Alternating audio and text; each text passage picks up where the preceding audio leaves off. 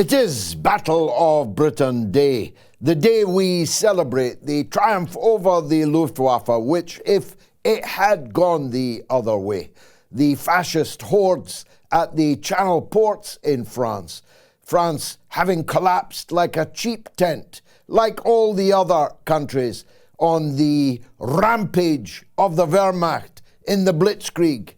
If we had not stood firm, then there would have been no Second World War after 1940. Fascism would have triumphed. Hitler, Mussolini, Tojo would have ruled the world. Their sons and grandsons might rule it still. No Jew would be left alive on the planet. No gay, no disabled person, no Jehovah's Witness, no socialist, no trade unionist, nobody who was remotely a threat to the new world order of Nazism would have been allowed to continue to exist. But exist we did.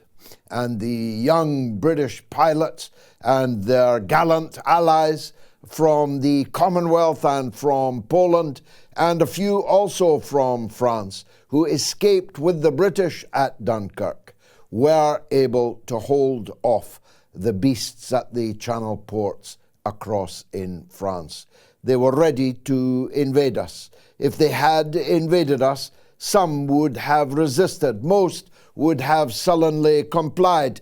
Some would have actively collaborated. I invite you to speculate about who would have done what. I wrote 2 novels and a third one coming, called Queensway and Black Lake, which posited the outcome if it had gone the other way. I think you might enjoy it. But I'm just back from a wedding in Sicily. In fact, I've just had an unfortunate, regrettable lapse with a cannoli. I used to hear about cannolis on The Sopranos all the time, but I never knew what they were. Now I know.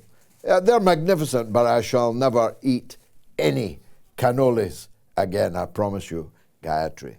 But I was in a place called Taormina in Sicily, which turns out to have a very interesting history. I was there for a Scottish-Ukrainian wedding. Imagine that. And I've emerged, not just unscathed, but entirely happy with the good fellowship of the Scottish and Ukrainian guests at that wedding. But Taormina, I began to look into it. Turned out that Taormina was the Nazi headquarters in German-occupied Sicily. And it was liberated by our soldiers from the Northumbrian Regiment, heroes all, who fought their way up the cliffs, up the narrow, twisting alleyways, and defeated Hitler's finest in the lair in the HQ in Taormina. I also discovered that in the 19th century, the town of Taormina was a kind of mecca for European upper-class gay men. People like Peter Mandelson would have been regulars with Oscar Wilde and others in the town of Taormina. Fascinating. No trace of much of either of these 2 stories now, just a lot of happy people enjoying a very beautiful spot on the Ionian Sea. I only bring it up because a friend of Peter Mandelson, who was ennobled into the House of Lords, don't you know, Lord Wahid Ali. Ever heard of him? Well, you're about to hear a great deal about him. He was, how shall I put it, a close friend of Peter Mandelson, who was a close friend of Jeffrey Epstein, who was a close friend of Tony Blair, who was a close friend and is a close friend of the many corporate interests now sucking the blood of the British people through the mouth of the so-called Labour government, which Peter Mandelson advises. Peter Mandelson is one of Sir Keir Starmer's key allies, spokespeople, and thinkers. I know, thinkers. The point is this. It turns out, thanks to a revelation in the Sunday Times, that Sir Keir Starmer failed to declare £79,000 in freebies and donations, much of it from the aforementioned Lord Wahid Ali. What were the donations in kind that Keir Starmer inadvertently forgot to declare in the public register? Well, his clothes, of course, his glasses, his clothes, his wife's glasses, his wife's clothes, donated by this perfectly nice, I'm sure, gay Bangladeshi peer friend of Peter Mandelson. What could possibly go wrong? Well, what could go wrong is that this could become a scandal that could unseat the British Prime Minister, Keir Starmer. I know there are countries where this kind of thing is a mere bagatelle, but not in Britain. But as an aside, what kind of man allows another man to buy his wife's clothes, including underclothes? What kind of man allows another man to buy his wife underwear? Well, that kind of man is the kind of man we now have as the Prime Minister of Britain. Not only does he do it, he forgets to declare that he has done it. I'd ask, what else is Lord Wahid Ali doing for Mrs. Starmer or Lady Starmer? But then I've already told you that that is vanishingly unlikely.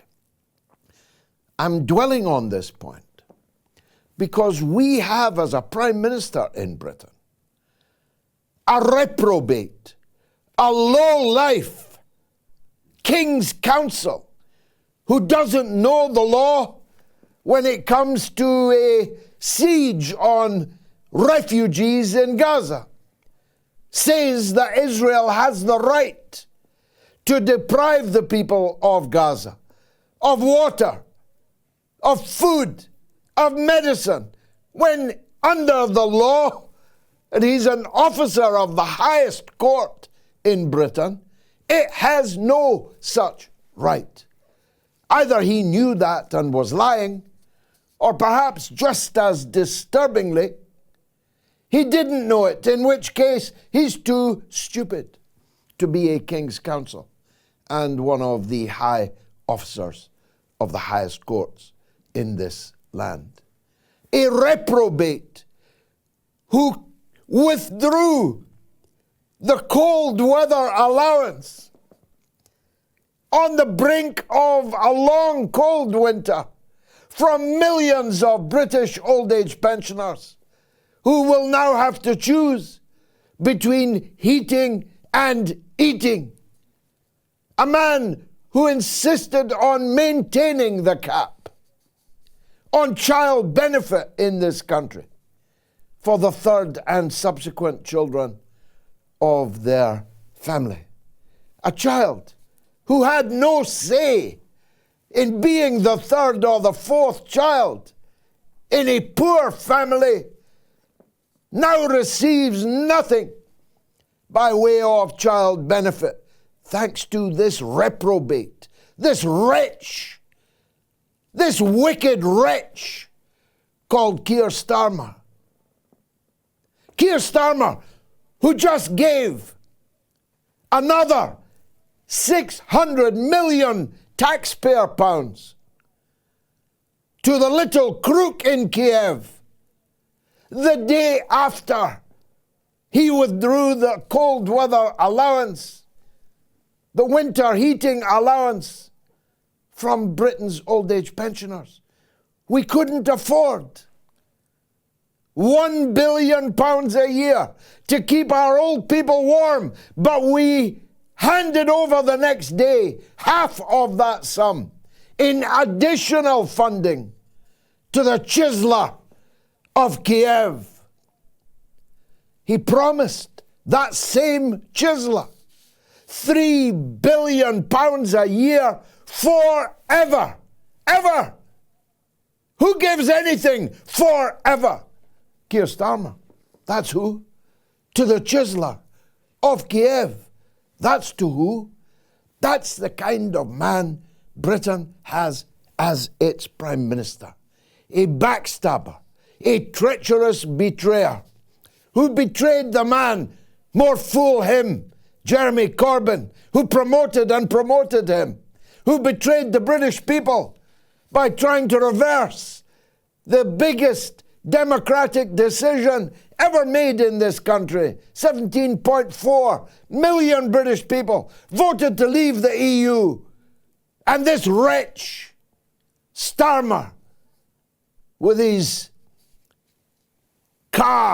snake-like maneuvers, did everything he could to destroy that democratic decision. This man, this wretch, it now turns out, allows other men to buy underwear for his wife.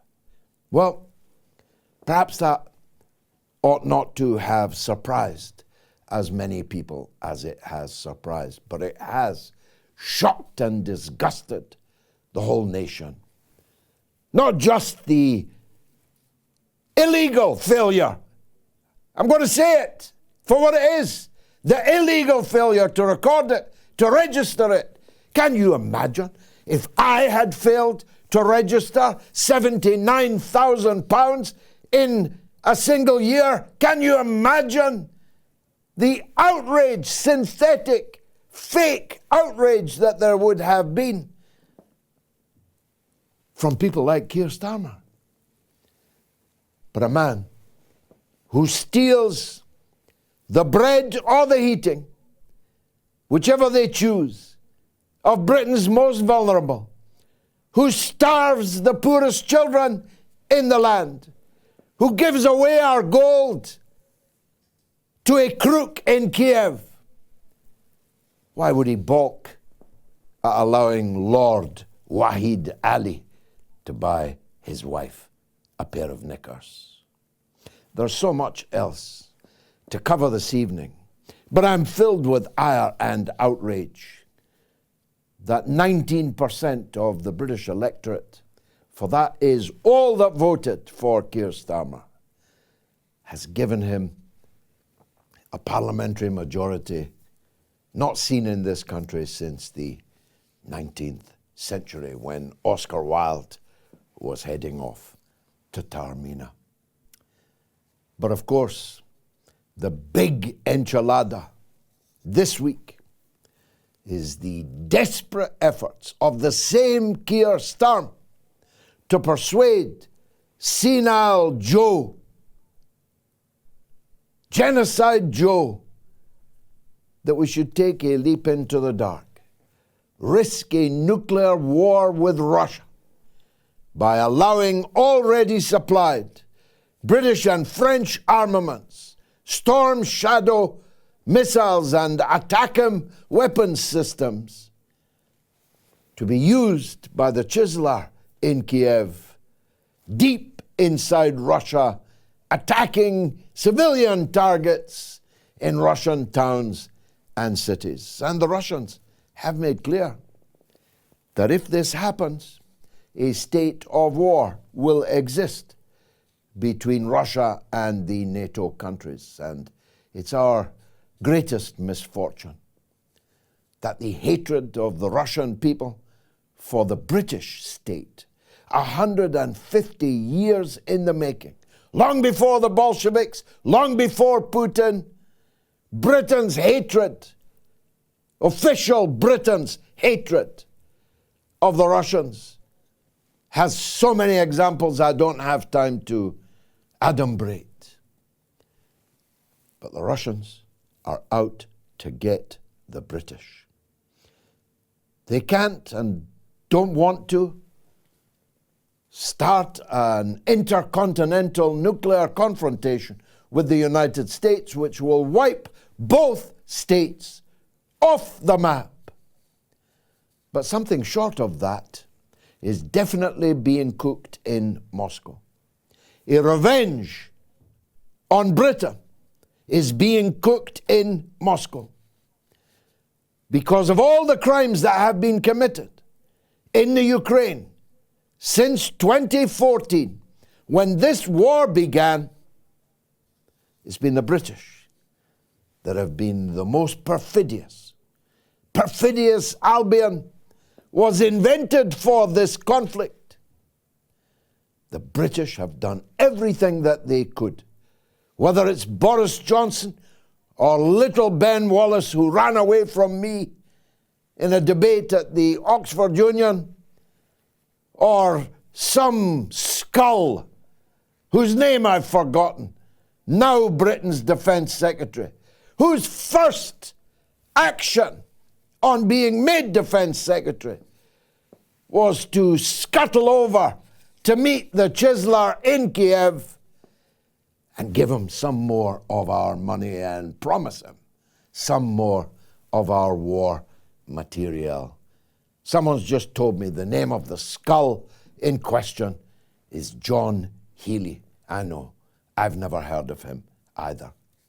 But he may very well be the man on the watch when a nuclear weapon comes down our chimney and turns us all to ash. Anyway, Joe Biden said no. Was it a Suez moment like 1956 when the Americans ordered the British and the French to halt their assault on Egypt, secretly planned in a conspiracy with Israel? Some things never change. But the Americans were different then. They ordered the British Prime Minister to cease and desist, to halt. Was that what happened in Washington yesterday? Is it really true that Joe Biden has got more sense than Keir Starmer? What would that mean? Or are they playing hard cop, soft cop for some deeper, more nefarious plan? We'll be talking about that with the one and only Scott Ritter, who knows better than anybody else on the planet what's going on and what's likely to happen next. But I cannot forswear the opportunity to address the dogs and the cats in Springfield, Ohio. We hear your howls. We feel your meows. We will not stand idly by while aliens eat you just before a presidential election. It's all coming up in the next 2 hours. Be sure not to miss it. It's the mother of all talk shows.